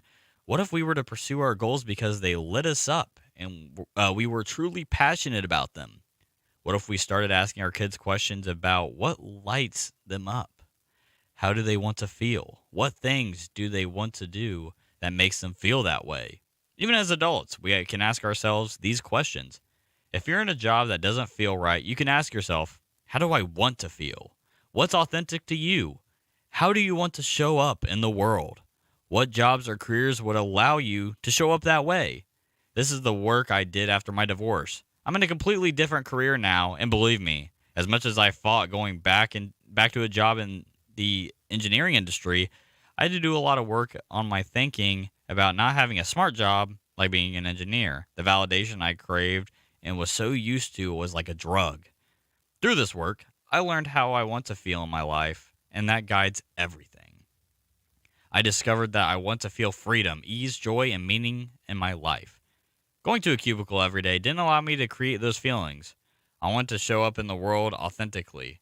I want to be able to be a human being who makes mistakes and can share myself with other people. Corporate life didn't allow me to be the authentic person that I now so deeply love. Some of you reading this may have corporate jobs and love them. You may be able to create the feelings you want to feel and show authenticity with what type of career. That's awesome. The goal is to be able to feel the way you want to feel. The goal is to be able to show up in a world, show up in the world the way true. I cannot read today. I am It's so okay, tired. Scotty. The goal is to be able to show up in the world in a way that is true to who you are. And man, that took me forever to say, because how you show up to do things you do in the world is what really matters. And that is from Courtney Rivard. And that was a pretty good one. I like that. Don't seek validation. Just try to make yourself happy with whatever you decide to do. You do you. You gotta, if you don't get validation from yourself, then what is validation? Yeah. Mhm. I mean, make yourself happy, right? Right. That's the way I look at it. And whatever makes you happy, strive for it, right? I agree. Totally agree. I don't think there's way too. We did a lot of reflecting through that, so I don't think there's too much. We got about 8-9 minutes left. So Pat, I want to go ahead and go right into our chicken soup for the soul, if you don't mind. This one is from Chicken Soup for the Soul: The Magic of Cats. Oh gosh, Eleven Laughing Blue Chipmunk. Eyes. Yes, this is a cat story. You with us, Laffy Chipmunk? Yeah, I'm listening. I'm just All right. muted right now. Okay. This is written by Teresa Hoy. A quote from Rick Yancey, The Last Star. You don't run from the people who need you. You fight for them. You fight beside them, no matter the cost and no matter the risk. Blue Eyes, that's the name of the cat, showed up at our country home on one December day. A large cream-colored male cat. He was already an adult and had been roaming for who knows how long. I was not surprised when the blue eyes tested positive for feline immunodeficiency virus, FIV, spread commonly by aggressive unneutered males through bite wounds. Since Blue Eyes was otherwise healthy and non aggressive, we adopted him into our family. And for 7 years, Blue Eyes spent his life the same way as our other rescued strays, living in a climate controlled cattery in the barn. His health remained stable, and life was simple and good for Blue Eyes. Once a day, I trekked to the barn to feed, clean, and water the cats. Other times, I would go to the barn just to spend time with them. But all of that changed for Blue Eyes and me when he was diagnosed with diabetes. Twice a day after that, every morning and every night, I made a trip to the barn to give him an insulin injection. Administering the insulin proved no problem. With his cuddly friendliness, Blue Eyes didn't flinch at being stuck with a tiny needle. That's unusual for a cat. I was about to say, man, that is a cool cat. Give me that cat. During the morning treatment, he took the injection in stride, more interested in his breakfast of dry kibble than in the slightest pinch on the back of his neck right before I injected the insulin. At night, he appeared impatient to be done with the process, eagerly sniffing the air, leaping to the counter for the canned food that he knew awaited him. With diabetes, it's important to give insulin injections as near to the same time each day and ideally 12 hours apart. I played around the times, trying to find the best schedule for my life, seeking convenience and ease of routine because Blue Eyes didn't care about the time he received his injections as long as food was involved. After more than 3 years, I have settled on a 10 a.m., 10 p.m. schedule. Choosing 10 a.m. means I can have 2 to 3 cups of coffee and become fully awake before heading to the barn, but 10 at night can have drawbacks. Even if I'm tired, have cozied up in my chair with a book, don't feel well, have company, am still full from dinner, or have a hangnail, I still must go. I didn't fuss or fret. I just stop whatever I'm doing, rise, fill the syringe, grab the canned food, put on my shoes, and walk to the barn. It can be a warm, starry night or freezing cold. A soft breeze might be blowing, or a foot of snow might be on the ground with wind howling above my ears. I've gone to the barn at night with icy rain slashing my cheeks, with storms and tornadoes threatening, with electricity on and off. Moving Blue Eyes from the barn to the house would make life easier for me, but not for Blue Eyes. We already have several house cats, territorial cats who would not welcome him. Besides, Blue Eyes has lived in the barn for years. It's his home. He has cat friends there. The stress of moving, even if only to the house, could further compromise his already compromised immune system. So, Blue Eyes stays in the barn, and I travel like a postman, back and forth every day, rain or shine, sleet or snow, delivering life-saving insulin to him. But why bother? Why trudge out to the sweltering heat or freezing cold twice a day when it would be so much easier to put him to sleep? Because of love, that's why. Love of his sweet nature, even in the midst of terrible diseases, his gentleness, and his uncomplaining, accepting attitude of the circumstances. Blue Eyes didn't just show up on my doorstep randomly. Something bigger than the both of us guided him to me. He was meant to find me, and I was meant to care for him. It hasn't been diabetes either.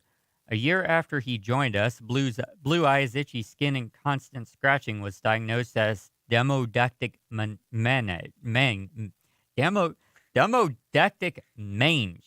I cannot talk today. That's fine. Those are hard words to say. Trust me. Finding demodex mites on the skin of mammals is not uncommon, and the mites don't usually cause a problem unless the animal's immune system is compromised. Blue Eyes with FIV and diabetes hardly stood a chance against the mite invasion. The treatment involved multiple weekly trips to the vet and stinky lime sulfur dips. The one and only time I saw Blue Eyes' positive attitude waver was in the third round of consecutive dips. That day when I took out the carrier and set it on the floor, Blue Eyes actually ran and hid behind the sofa in one of the cat rooms. It broke my heart to haul him out and put him in the carrier, knowing what lay ahead in the vet clinic. And the third time he was diagnosed with demodex mites, I almost gave up the fight. He looked miserable, and I knew I could not force him to go through another round of dips. For a cat who loved to be snuggled, who would wrap his paws around my neck and rub his head against my chin when I picked him up, I couldn't bear for him to run from me and hide. Yet, until an alternate treatment became available, dipping was the only recourse. Blue Eyes couldn't understand the connection between the dips and the relief it brought to his itchy skin. I had to look past any immediate distress we both felt and made the decision to put him again through the smelly wet process of having a sulfur and lime solution poured over him and then leaving him to air dry. His itchiness mostly abated, and he seemed to have resigned himself to once-a-week dips. Then, after learning to live with FIV, diabetes, and mites, a blood test revealed that Blue Eyes had developed hyperthyroidism, meaning more medication and more monitoring. If a Medal of Honor existed for the cat who has had the most diseases and health setbacks and still faces each day with heroic resilience, Blue Eyes deserves it. Blue Eyes has lived with us for more than 10 years. It's safe to say he's at least 15.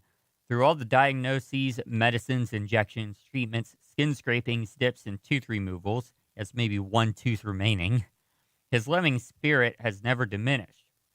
As long as Blue Eyes continues to fight for his life, I'll be by his side. As long as he needs me to travel back and forth to the barn twice a day in all kinds of weather, I will. And when the day comes that his body and spirit say enough, when he needs me to be the strong one, the brave one, and let him go, I will. Because that is what love is. And that is written by Teresa Hoy. That was an amazing story. Yeah. Man, That's really sweet. that cat is an animal, That man. is Literally a- an animal. That is a but brave like, cat. yeah, Mhm. dude, he's a fighter, at least to say. Mm-hmm. How Carol Baskins will say it. Cool cats and kittens. Yeah. Yeah, that's I don't even know that's how to an respond to that, inspirational Bailey. cat. Yeah. I'm sorry. I went to Tampa for it, and then I found out Carol Baskins is from there too. Yeah, so yeah. It popped in my mind. It was just, that was something funny. So All right, so any last comments about that before we take our quick commercial break? No, go cat. Yeah, you're right. Go Blue Eyes, right? Mm-hmm. All right, so we're going to go ahead and take another quick commercial break here on the Right Morning Show. When we come back, it is Free Talk Friday. Mm-hmm. We talk about whatever we want with our special guest, Bailey Jones from the Jones Review. So make sure you keep it locked here. It's a nice day here at Wright State. Make sure you keep it locked here on WWSU 106.9 FM.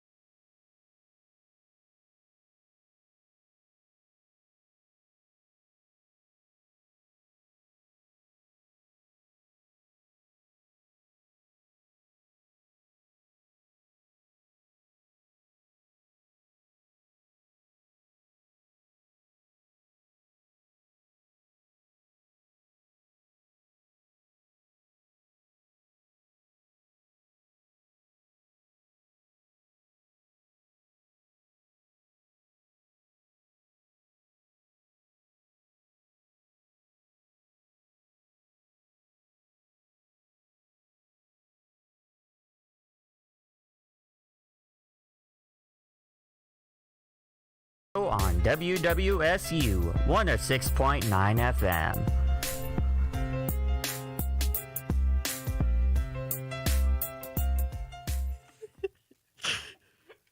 Welcome back to the Right Morning Show here on WWSU 106.9 FM. we got Bailey trying to destroy our microphones with a rapper right before we come back from That was break. hilarious. It's a great morning here in Fairborn, Ohio. My name is Scotty Kramer. I just got word from tomorrow.io. It looks like there's some drizzle starting outside. Well, I so- take that back. Drizzles. It's a rainy day here in Fairborn, Ohio. My name is Scotty Kramer. Alongside with me, Patrick Smallstig, and our special guest, who has a show coming up right after this at 11:30. Bailey Jones from the Jones Review. Bailey, Yes, sir. thank you so much for hopping on. I know you had to wake up a little bit earlier than usual to hop on, but Yeah, man. glad to have you here. I wanted to have you and just be able to talk about your trip to Florida. Mhm. So, and some other things. Obviously, it's free talk, so Mhm. it's literally our time to just kind of hang out and be ourselves here on the air, right? So, pull all my hair out from this tangle in my head. hey, you got the long hair, man. Been there, done that. So, Bailey, yeah, you saw my long hair, right? You remember? I think so. Yeah. Yeah, That's it a was long like right time when ago. I started here, and then I got it cut to like this. But Bailey, I know you did a pre-record last week because you were Mhm. down in Florida. Yes. How was your trip to Full Sail University? So, I haven't. Hopefully, my grandparents aren't listening right now. But if they are, I haven't told you guys yet. But I will tell you in the near future. But I'll just Spoiler talk alert about for it. you. Yeah, spoiler alert. But yeah, I took a trip to Tampa, Florida, also for vacation too. But I went to Winter Park, Florida, which is in Orlando, Florida, which is 2 hours away from Tampa. And I went on a college visit for Full Sail University. I gotta say, it's a great school, but it's very expensive. Yeah, true But that. so here's the thing. So I have a godmother named Stacy Harris who offered me this idea that I should go to Hillsborough Community College Okay. in Ybor City, basically, or Ybor Town, or around Ybor in Tampa. And I think I'm going to pursue that. And I recently got accepted into that school too. Nice. And I'm going to pursue radio broadcasting there, and I'll be able to get 2 internships there if I work hard enough and stuff. But I mean, it's guaranteed there as long as you like keep up with have like good grades and Yeah, stuff yeah. there. And I'm going to transfer through that school to University of Southern Florida, Okay. and they have a great their education system in Florida is insane. Like they put a lot of money into their education system too. So, excuse me, sorry. That is They my don't want plan. any more Florida mans, that's for sure. Yeah. That's why they Right. do it. But I gotta say,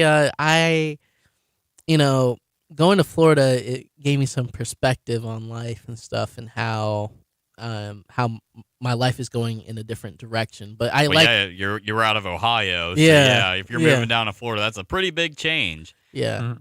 I don't know if I want to say good or bad because like Florida's nice because of the beaches and everything and a lot more opportunity in my opinion. right, But the Florida people, right? You got to Yeah. deal with them and you got to deal with I- like hurricanes and stuff. Like man, that'd be crazy. Alligators. Yeah, Yeah. more alligators. I- yeah, right. honestly, Scotty, I'm not afraid. I wouldn't be afraid either, man. I know that there's gonna be people that are just mean to you no matter what, and that's everywhere.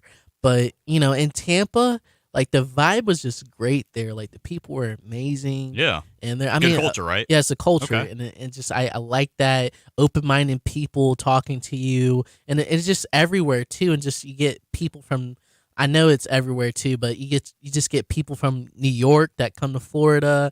They're amazing. Get a lot of people. travelers. Yeah, there, yep. a lot of travelers and tourists to come there. Yep. But like it's just the vibe is just great there, and it just feels awesome. And I just felt like when me and my dad came back to Ohio, we felt strangers to Ohio. And it's Yeah. just like, what are we doing here? Every time I come back, I'm just like, man, I do not want to be here. Right. I do not like Ohio, and I say that all the time. Like, I mean, I like the opportunities I've been given through, obviously from Wright State to let me come to the school here, and obviously by the station, all that stuff here in Ohio, right? Right. But the state itself, I hate. I do Yeah. not like here. I hate the Yeah. weather. From where I'm from, it's very country, Yeah. a lot of interesting people there. So, I like more, I don't want to say civilized because they are civilized, but it's like more city-like people, if you will, more of like a Suburban? modern, like a Yeah. suburban culture kind of. Yeah. I don't want to go to like, Los Angeles or some No, giant yeah. city like that, but, just some nice, Populated. yeah, place. yeah, like a decent sized city. Mhm. That's nice. Right. But in Ohio, it's just like you got Dayton, you got Columbus, you got Cincinnati, Cleveland, and a few others. You know what I mean? And then you go to these other states where you have a lot more of what I seek, at least. But go ahead and continue, Bailey.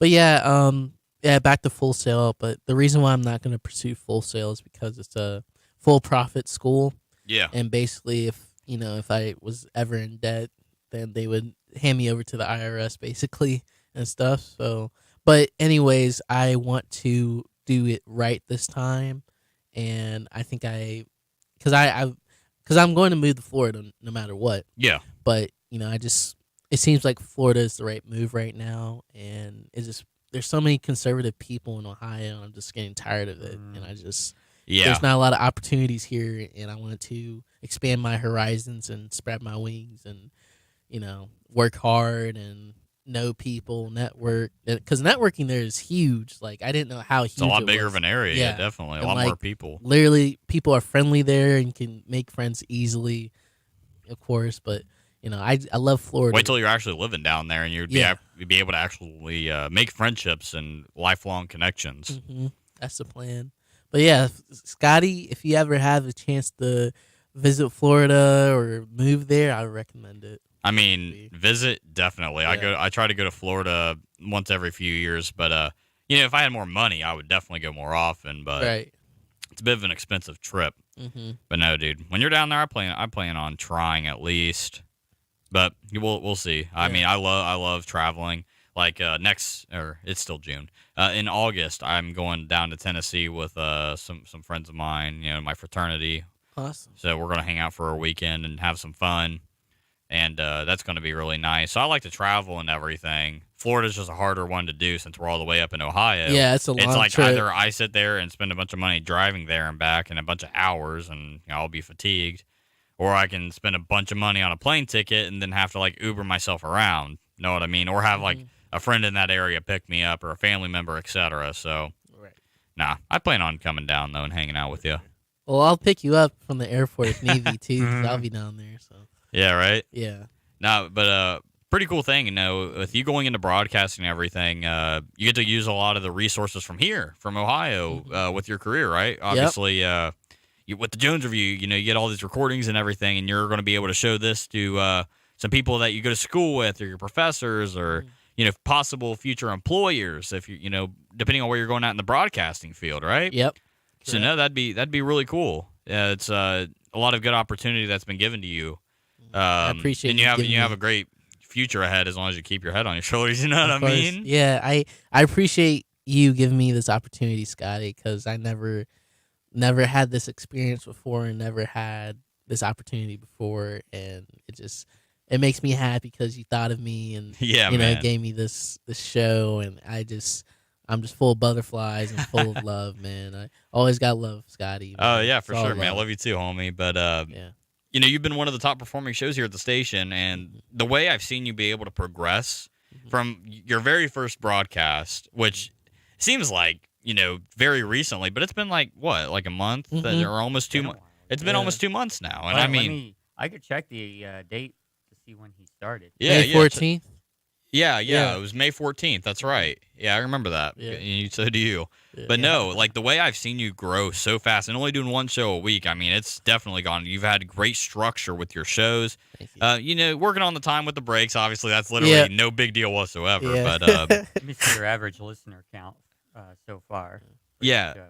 yeah, so no, I mean, I've been able to see you grow that quick. Thank I you. mean, that's awesome. I mean, I appreciate I expect quite a bit from you.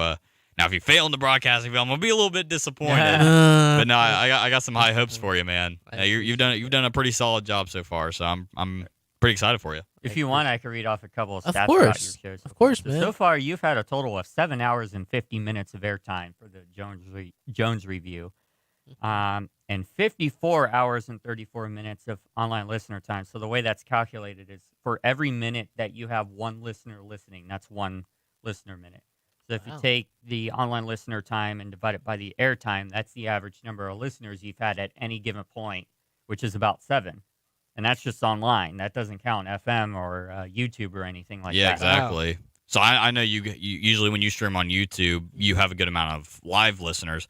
You had over 100 views on our first YouTube stream as well. Yes, I was about to Remember thank that. everyone for Yeah. watching that, and I also had a couple friends of mine said that they listened to me on the radio too. Yeah, I was right. like, wow, like thank you. but it's just the way I wanted to better myself each episode, and with that, I got feedback. Yeah. I got that constructive feedback, and I wanted to listen Constructive to criticism, a Yeah, little yeah. bit, right? Yeah, But yeah. you Yeah. just worded it a little bit differently, right?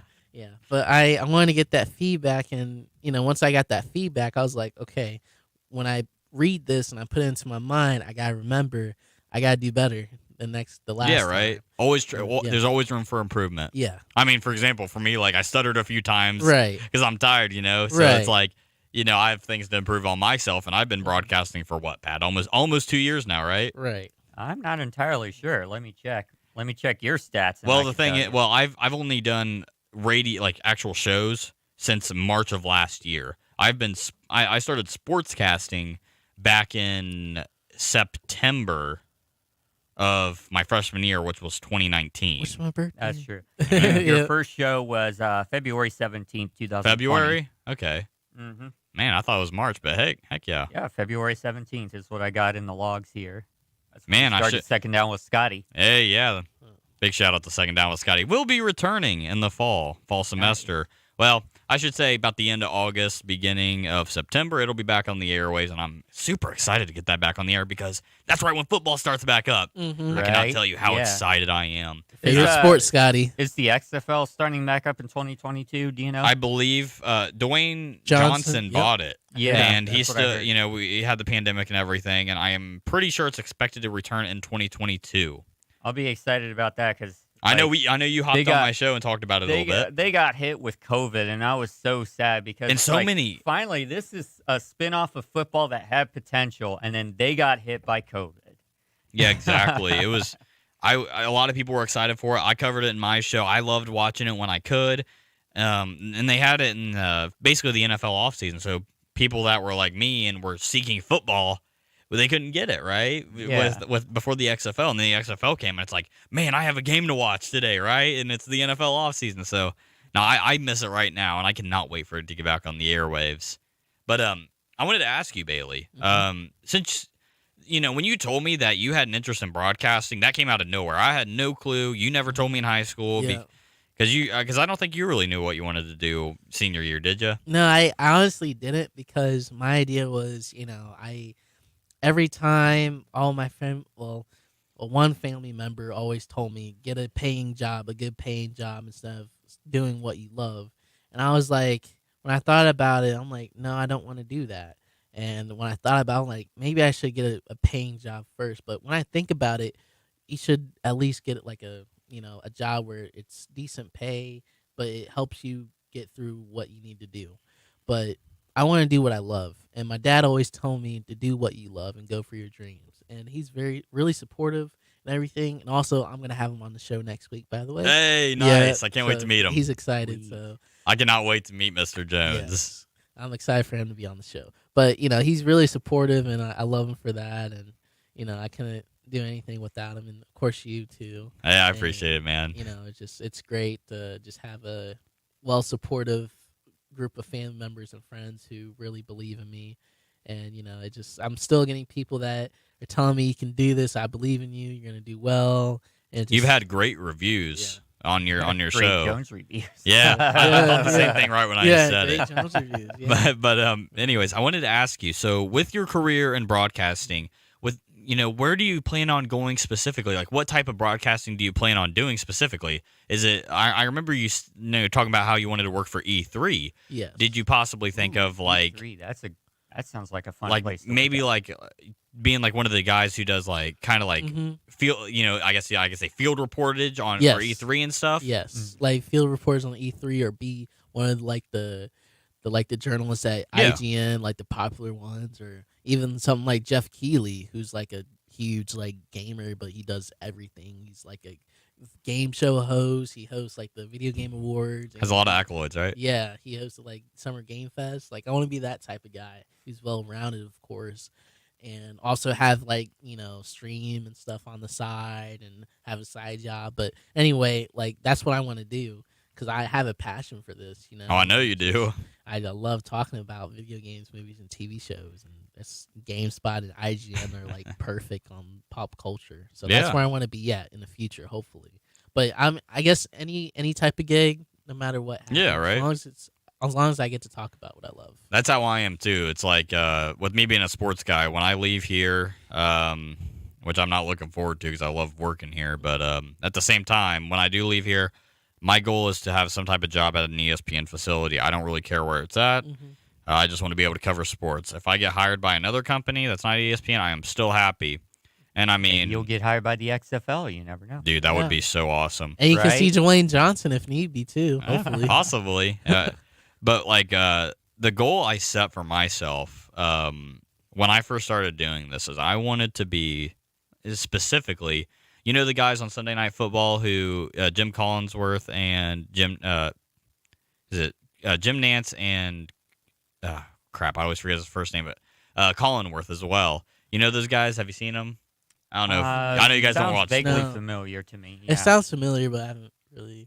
But anyways, Collingsworth is like my favorite broadcaster, and like it's my goal to like in the future be sitting where he's at. So, but I haven't been able to do a sports commentary. You know, I haven't been able to cover a game in forever because you know we haven't had as much sports go on because of COVID and everything.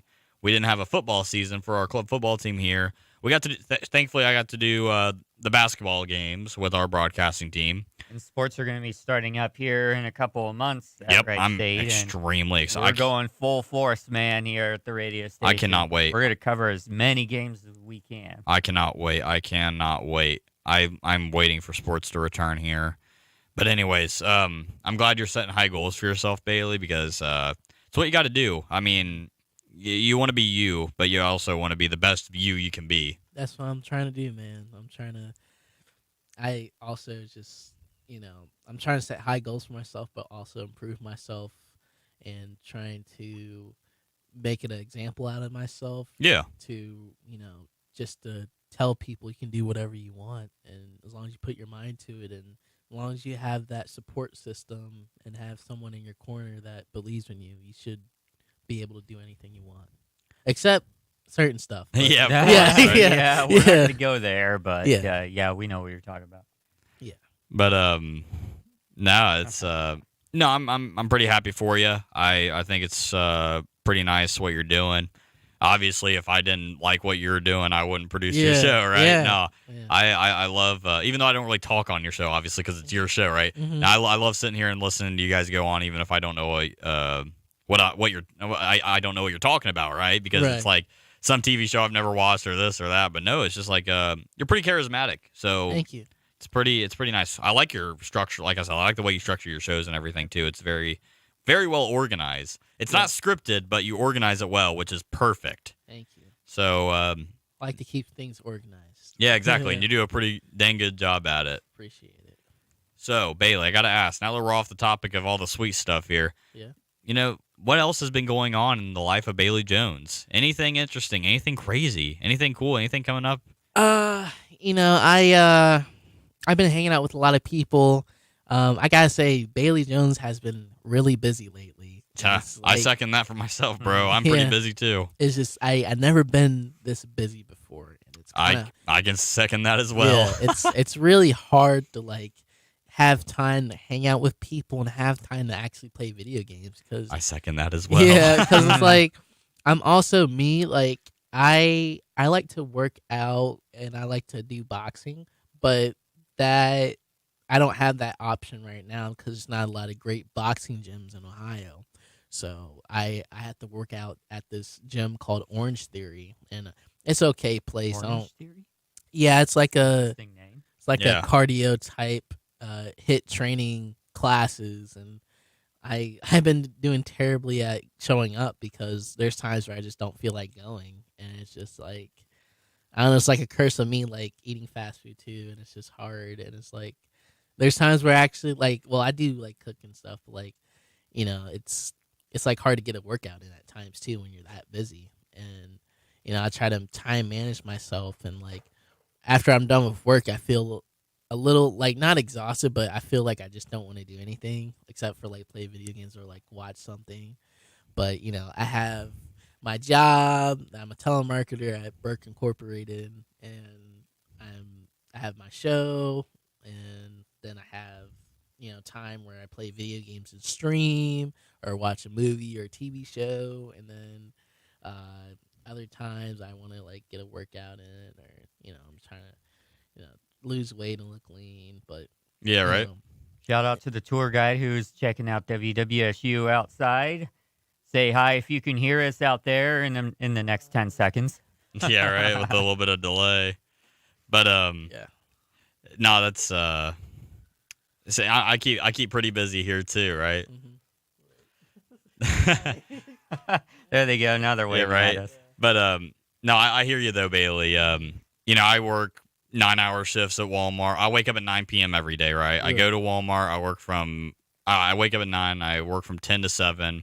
I drive straight from Walmart to here, which is about an hour. And then I work here till about noon, sometimes 2. Like today, I won't leave till about 1:15, 1:30 because, your show. Right. And then I go home, I sleep, and I do it all over again, right? So, I understand being busy and not having time to do anything you really want because, like me, I don't have time to hang out with all my friends here in Fairborn because I'm either at work there or work here or I'm asleep. Right. And the only thing I've been able to, and plus I'm on third shift, right? So I'm asleep during the day. Right. I'm here in the morning because normally, like, during my normal sleeping schedule, like when I'm at school, I'm usually just now waking up unless it's like class time, right? Right. So no, it's like I understand being busy because I don't have time to do anything either. Kind of have like a little bit of a lack of motivation just due to how busy you are. Like, right. Like, oh, I need to get sleep and stuff and this and that and this and that. And just coming up with excuses sometimes. Right. Yeah, me too. Like, for me, though, like, it's partially excuses, but it's kind of like I don't get 8 hours of sleep at all. Like, I get it like once a week, unless it's my days off. So I usually get like 2 to 5 hours of sleep, and that's why I'm always tired when I come. Like, yesterday, I actually had a good amount of sleep. And I'm surprised I'm tired this morning, but no, I understand the whole being busy thing, though, Bailey. And it's just that whenever I want to do certain things, I have to sacrifice one other thing. I understand that it's completely. kind of like I'm trying to understand, like, I need to sacrifice something to do what I want. Yeah. And, it's just a part of life when you think about it, it's part of that equation for life. And, it just, this year has been, a learning curve and just trying to get to my dreams and, It's pretty hard to do that with COVID, too. Yeah, I mean, post-COVID, but also post-COVID, during COVID as well.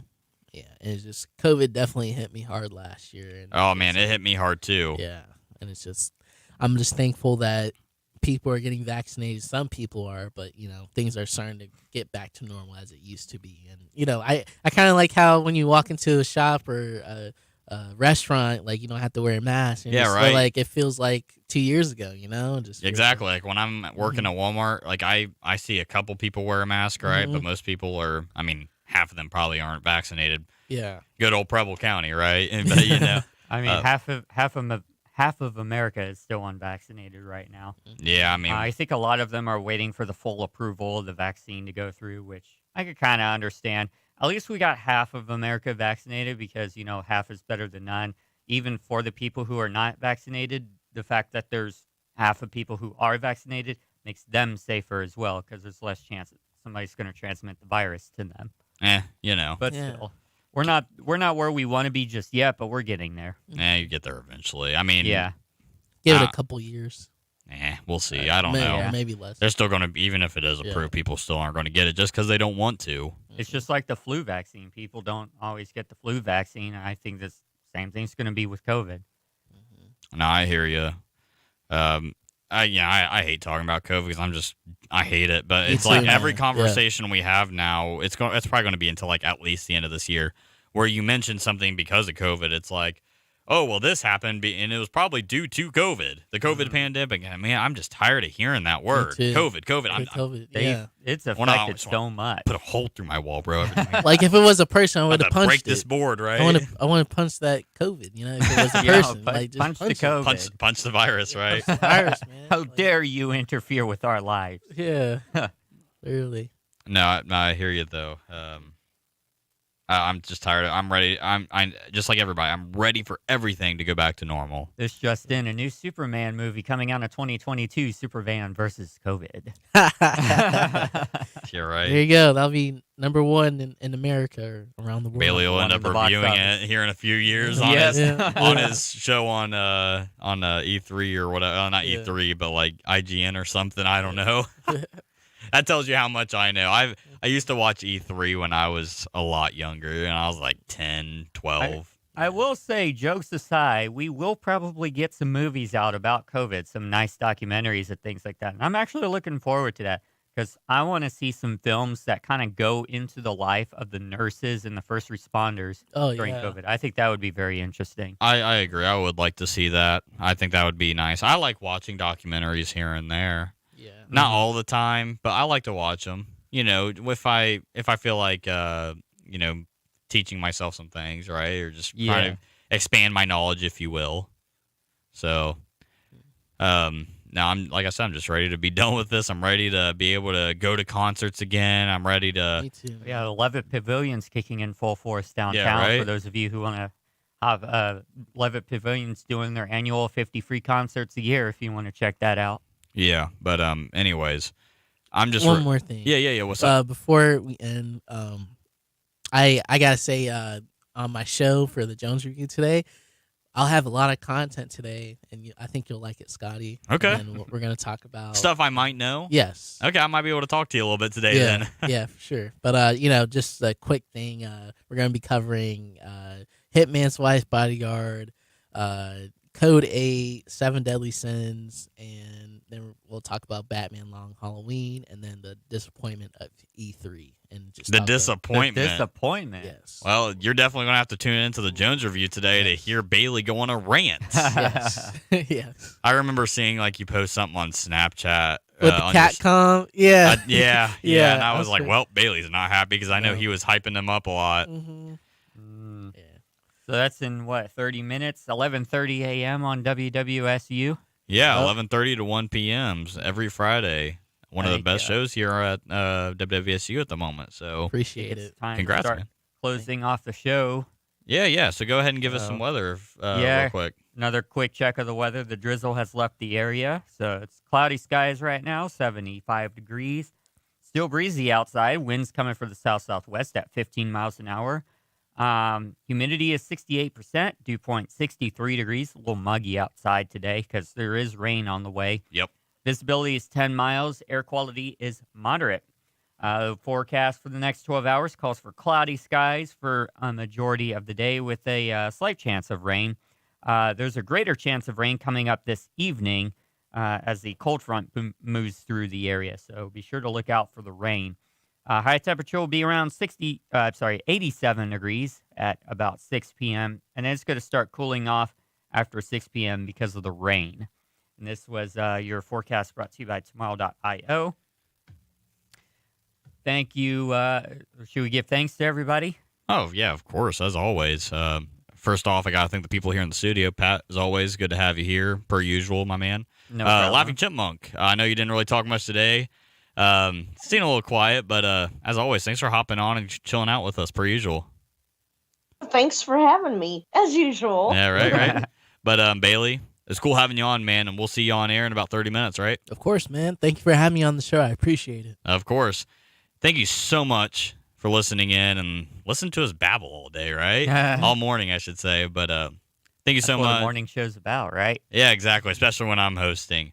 Thank you again. Thanks for making us a part of your morning. We stream this on WWSU 106.9 every weekday, 9 to 11 a.m. So make sure you catch us right back here on Monday on WWSU 106.9 FM, Dayton's right choice. Yo, this is Shinobi Ninja. When we don't want to hear the same 10